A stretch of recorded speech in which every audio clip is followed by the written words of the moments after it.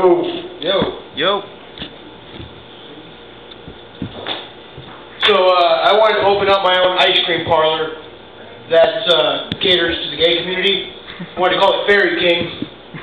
And originally I wanted to do a car dealership that catered to the gay community, but the name Hertz was already taken.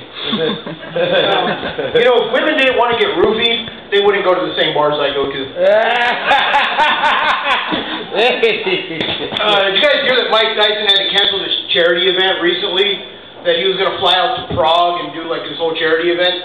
Evidently he had to cancel because of lack of ticket sales. And what it was for like $1,500. You'd be on this train ride with Mike Tyson, and he would just entertain the crowd. And for $120,000, you'd go have dinner with Mike Tyson. And I'm thinking, why didn't tickets sell out for this? Why didn't people want to have dinner with a convicted multiple felon who admittedly beat his wife and one time told a man he would fuck him in the ass until he loved him because that man called Mike Tyson a faggot? Why would these tickets not sell out? I actually just heard of a new charity event where for $50,000 you could have an overnight stay in O.J. Simpson's prison cell. But hurry, because tickets are expensive to sell out. So I hit some notes here. Hold on a second. Smooth. So there's a question for all the guys here. Do you guys ever like jerk off and then like you come on the carpet and you're like, fuck it, it'll dry?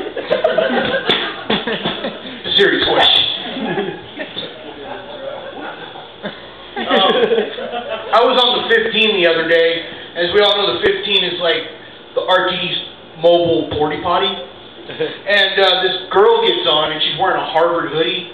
And I'm thinking, how bad has Ivy League education gotten where this girl has to now ride around on the 15 in Colorado? It's like, I would have known she went to Harvard too and she not had the hoodie on because, you know, her baby fat jeans, her Air Force Ones, and her acrylic nails.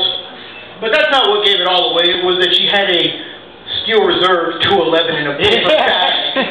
She was drinking it on the bus. And she got off on Court Street, so I'm assuming she was going to court.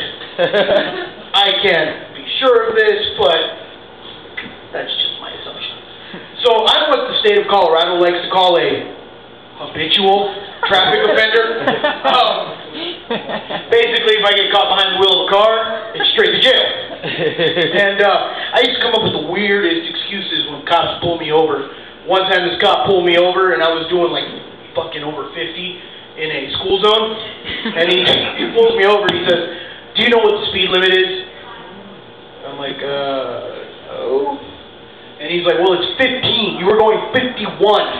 I'm like, "Well, I'm dyslexic. So tell me what to do there." I got this text the other day. It said, "I'm pregnant." So I changed my number. And I now live in Aurora. Let's see, what else do I got on this shit? So does anyone here know what's harder to wash off than stripper glitter? Stripper blood. Now don't worry, that's not a rape joke. It's a menstrual joke.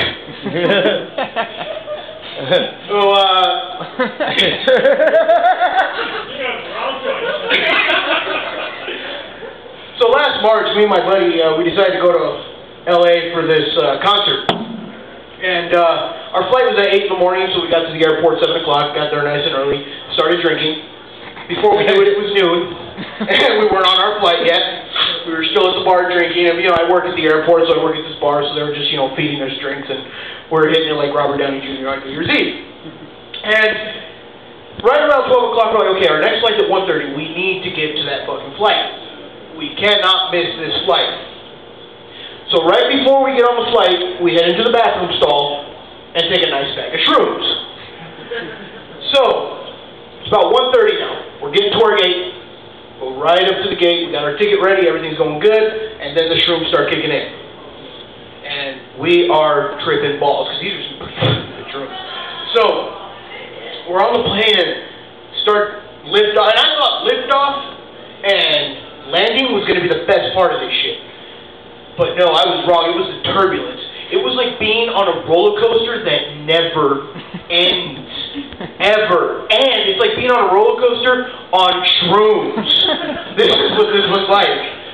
And we finally land in LA, and we get there, and we make it to baggage claim because we're trying to figure out how to get all this. We get to, I just got the little wrap-up symbols, so I'm going to stall more time.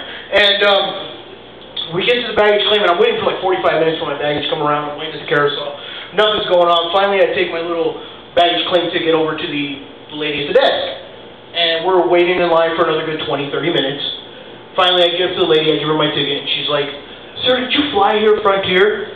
And I'm like, "Yeah." "Well, this is United." Behind her is the biggest sign I've ever seen in my life. It was like a billboard for United. And I look all across the concourse, United signs everywhere. And I'm like, wow, I've been here for a really long time. So anyway, to wrap that story up, if you're ever going to fly Frontier, fly on shrooms. That's my time. Here comes Big Bad Rick DeSimone. Enjoy yourself.